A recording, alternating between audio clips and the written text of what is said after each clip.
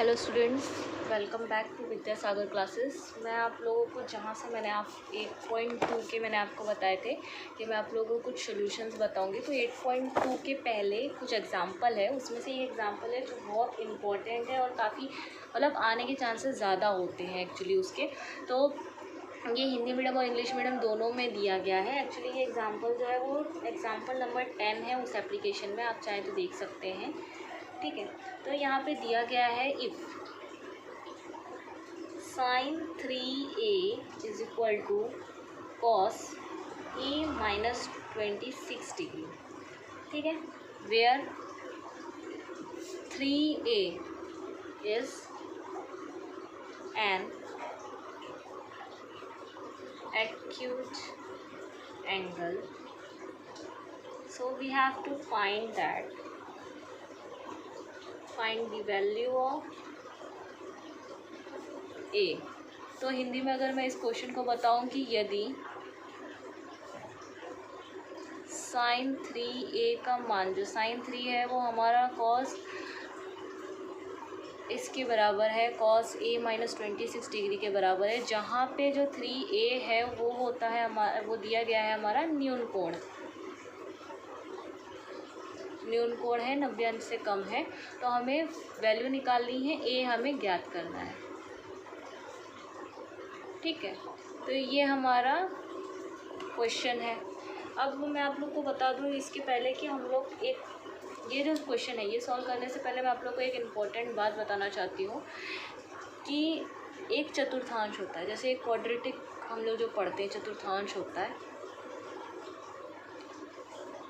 ठीक है, तो ये जो चतुर्थांश होता है इसमें ये फर्स्ट है, ये सेकंड है, ये थर्ड है, ये हमारा फोर्थ है। तो जो फर्स्ट होता है वो स्टैंड करता है ऑल साइन टेन कॉस। ठीक है, तो ये जो है ये हमारा इसलिए स्टैंड करता है, और यहाँ पे ऑल साइन टेन कॉस का मतलब होता है कि यहाँ पे सारे पॉजिटिव होंगे। फिर उसके बाद में जो सेकंड वाला उसमें सिर्फ साइन पॉजिटिव होता है, इसमें सिर्फ टेन और इसमें सिर्फ कॉस। तो यहाँ पे क्या होता है, इसके लिए भी एक फंडा होता है याद रखने का।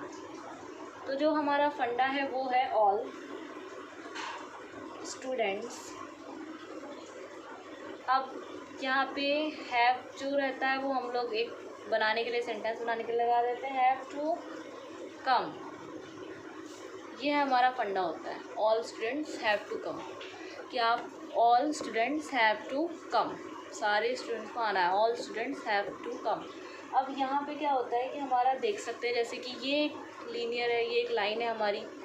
अब ये जो है ये 90 डिग्री है, ये 180 डिग्री है, यहाँ तक आए तो 270, फिर ये पूरा घूम गए तो 360।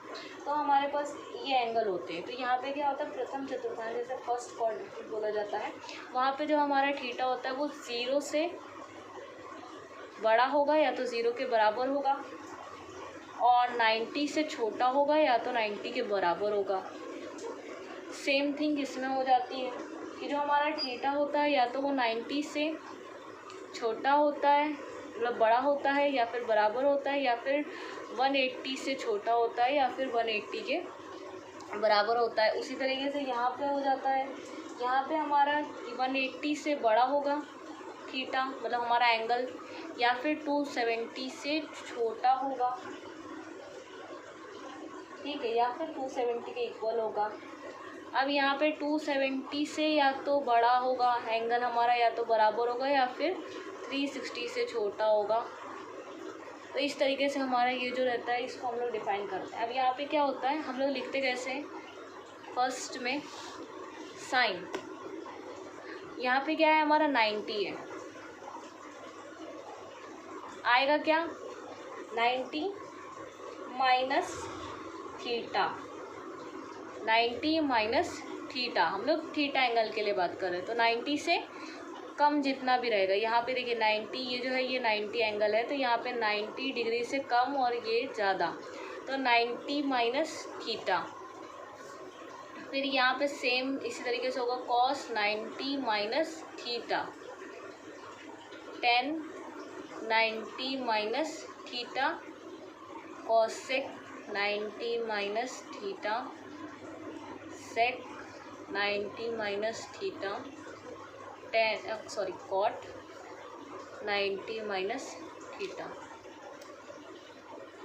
ये होता है।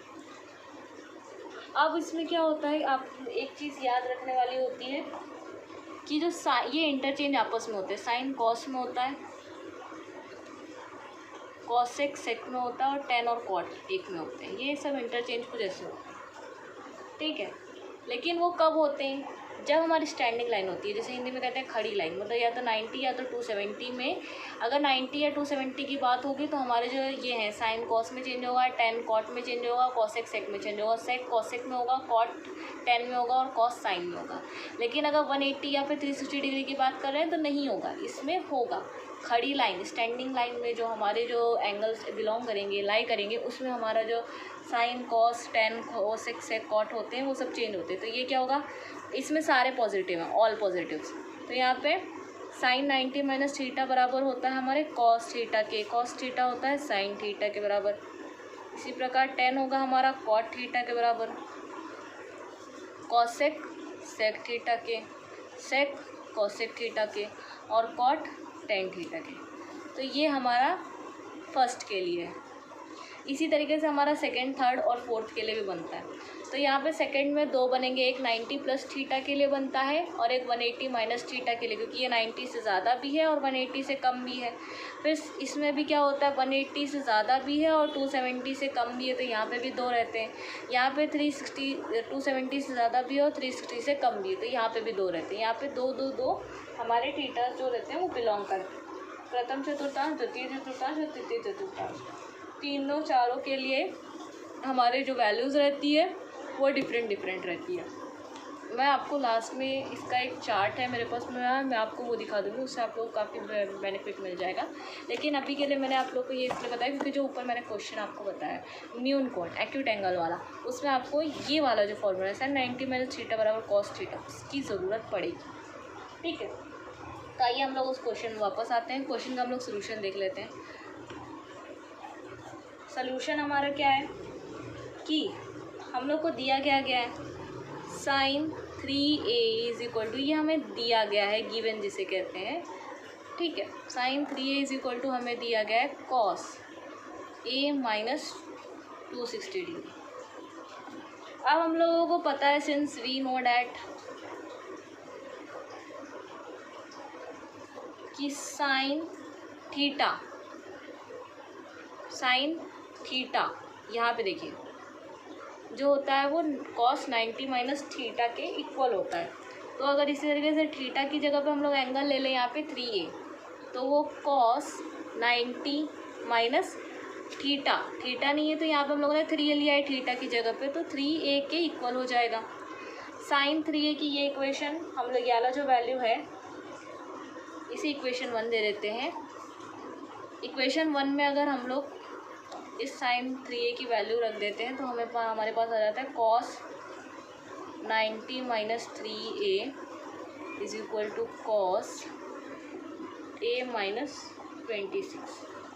ये हम लोगों को लास्ट इक्वेशन मिल गई। अब उसके बाद में क्योंकि ये दोनों बोथ आर एक्यूट एंगल्स, ये हम लोग को दिया गया है कि ये दोनों ही न्यून कोण हैं, ठीक है। हम लोग को दिया गया है, ऊपर हम लोग को बताया गया था कि 3a is acute angle, because लिखना पड़ेगा आप लोगों को थोड़ी सी language, because 3a is acute